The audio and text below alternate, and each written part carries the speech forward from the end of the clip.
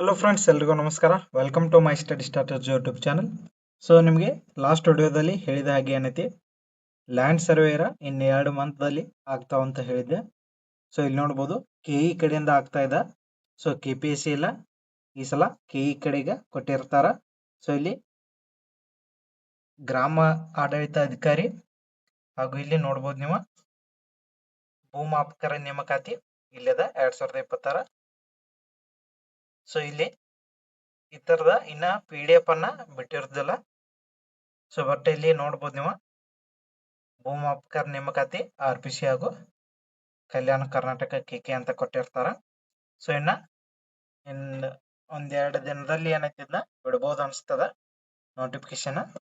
So exam ಏನೈತಿ September ವರೆಗೂ ಏನೈತಿ ಇಲ್ಲಿ ನಿಮ್ಗೆ CR ಮತ್ತು DAR ಎಕ್ಸಾಮ್ಗಳು ಇದಾವ ಸೆಪ್ಟೆಂಬರ್. ಸೊ ಅದರ ನಂತರ ಬರೋ ಚಾನ್ಸಸ್ ಇರ್ತದೆ. ಸೊ ಈ ಲ್ಯಾಂಡ್ ಸರ್ವೇಯರ್ ಎಕ್ಸಾಮ್ ಆಗಲಿ ಹಾಗೂ ಗ್ರಾಮ ಆಡಳಿತ ಅಧಿಕಾರಿ ಎಕ್ಸಾಮ್ ಆಗಲಿ. ಸೊ ನೆಕ್ಸ್ಟ್ ಇಲ್ಲಿ KSRPನೂ ಕೊಟ್ಟಿದ್ದಾರೆ, IRB ಕೊಟ್ಟಿದ್ದಾರೆ, KSISF ನೇಮಕಾತಿ ಇದನ್ನು ಕೂಡ ಕೊಟ್ಟಿರ್ತಾರ. ಸೊ ಇವೆಲ್ಲವೂ ಏನೈತಿ ಇದ ವರ್ಷದ ಒಳಗಾಗಿನ ಎಲ್ಲವೂ ಕಂಪ್ಲೀಟ್ ಆಗೋ ಸಾಧ್ಯತೆ ಜಾಸ್ತಿ ಇರ್ತದ.